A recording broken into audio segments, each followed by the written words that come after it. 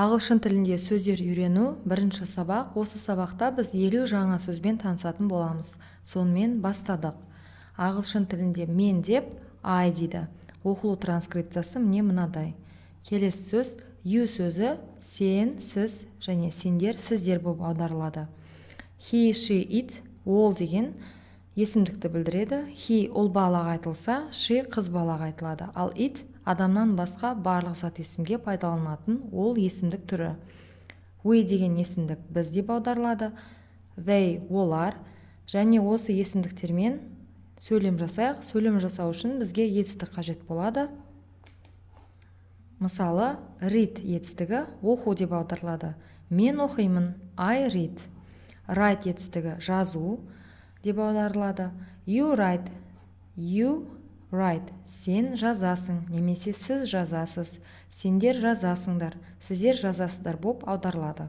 Келесі етістіктер check, тексеру, eat деген жеу, drink деген ішу, like деген ұнату, know деген білу, think деген ойлау, help деген көмектесу, wait деген күту, ask деген сұрау.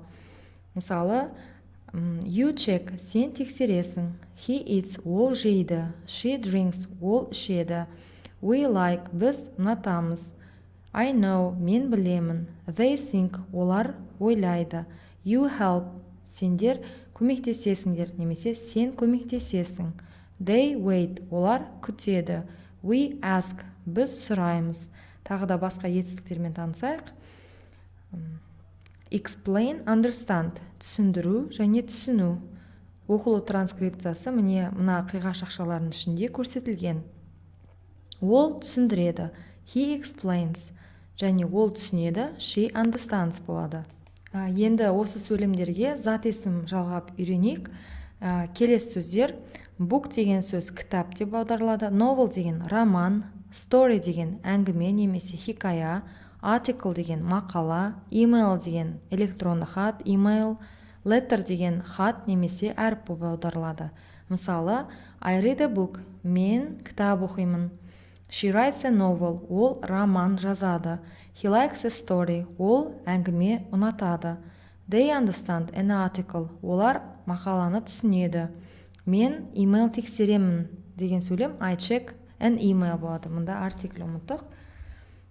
Және you know letter, сен әріпті білесің немесе сен хатты білесің деген сөйлем.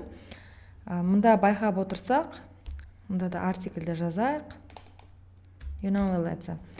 Жалпы зат есімі алдына артикль деген нәрсе қойылады. Бұл туралы ағылшын үйрену сабақтарында айтылады. Келесі зат есімдерді үйренейік. Мысалы, sandwich, bread, coffee, tea, burger, pizza, salad. Сэндвич деген сэндвич, bread деген нан, кофе деген кофе, tea деген шай, burger деген бургер, пицца және салат. Салат деген салат болып аударылады. Мысалы, you eat sandwich, сен сэндвич жейсің. I like bread, мен нан ұнатамын. She drinks coffee, ол кофе ішеді. We drink tea, біз шай ішеміз. We eat burger, біз бургер жейміз. They like pizza, олар пицца ұнатады. He eats salad, ол салат жейді. Деп сөздерді үйрендік. Келесі сөздерді үйренейік. Year деген жыл, month деген ай, week деген апта, day деген күн, hour деген сағат, minute деген минут, second деген секунд. Мұнда байқап отырсақ, мысалы hour дегенде H әрпі оқылмайды. Hour емес, hour болып оқылады. Оқылу транскрипциясы міне мына қиғаш ақшалардың ішінде көрсетілген. Сонымен мысалдар жасайық. Мысал жасау үшін бізге мына сөз қажет болады. Every деген сөз әр дегенді білдіреді. Яғни әр жыл, әр ай, әр апта деу үшін every year, every month, every week деп жазамыз. Мысалы, she writes a novel every year, ол жыл сайын немесе әр жылы роман жазады. I read a book every month, мен әр ай кітап оқимын, немесе ай сайын кітап оқимын деген сөйлем. They eat pizza every week, олар пицца жейді әр апта. You eat sandwich every day, ол сен сэндвич жейсің, әр күні немесе күн сайын сэндвич жейсің. Day деген күн, ал әр күн деу үшін every day дейміз. We drink tea every hour. Біз сағат сайын шай ішеміз. Немесе мынандай болымсыз сөйлемде де жасауға болады. Болымсыз сөйлем жасау үшін do деген қосымша етістік келеді. Do not деп сөзді етістіктің алдына қойсақ болғаны сөйлем болымсыз сөйлемге айналады. Мысалы, don't check Instagram every minute. Инстаграмды әр минут сайын тексермеші. Don't check WhatsApp every second. WhatsAppты секунд сайын тексермеші деген сөйлем үшін міне every second, every minute деп пайдаланамыз. Келесі мына сын есімдерді үйренейік. Good, bad, big, small. Good деген жақсы, bad деген жаман, big деген үлкен, small деген кішкентай. Мысалы, I read a good book. Мен жақсы кітап оқимын. I don't write a bad book. Мен жаман кітап жазбаймын. We like big pizza. Біз үлкен пицца ұнатамыз. I like small pizza. Мен кішкентай пицца ұнатамын. Деген сөз. Every сөздің білеміз. Келесі сөздер.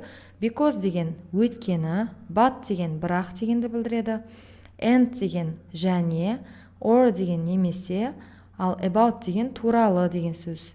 Мысалы, I read a book because I like a book. Мен кітап оқимын, өйткені мен кітап ұнатамын. We drink coffee, but they drink tea. Біз кофе ішеміз, бірақ олар шай ішеді. He eats pizza and salad. Ол пицца және салат жейді. I drink coffee or tea. Мен кофе немесе шай ішемін. Енді about сөзі туралы мысал жасайық. I think about good books. I know about good books. Мен жақсы кітаптар туралы білемін, ойлаймын. Ал I know деген білу деген сөз. Мен жақсы кітаптар туралы білемін. Сөзді көпше түрге алмастыру, яғни зат есімді көпше түрге алмастыру ағылшын тілінде оңай. Бар болғаны етістік зат есім соңына s жалғауы жалғанады. Сонымен біз осы сабақта 50 жаңа сөзбен таныстық және оның оқылу транскрипциясын көрдік, және аудармасымен таныстық және мысалдар жасадық.